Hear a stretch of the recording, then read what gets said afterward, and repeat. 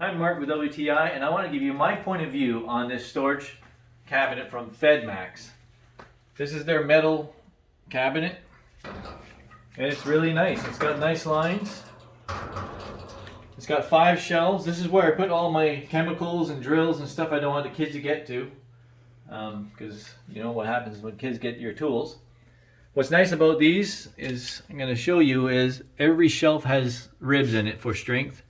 And every shelf is adjustable, as you can see in the corners. They can just move up and down. This cabinet holds up to 900 pounds. I can't see how you could put 900 pounds in these, but they say it holds 900 pounds.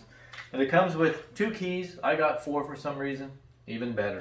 Overall, I love this Fedmax cabinet. It does what I need, and I think you'll like it too. Check the reviews, and that's just my point of view.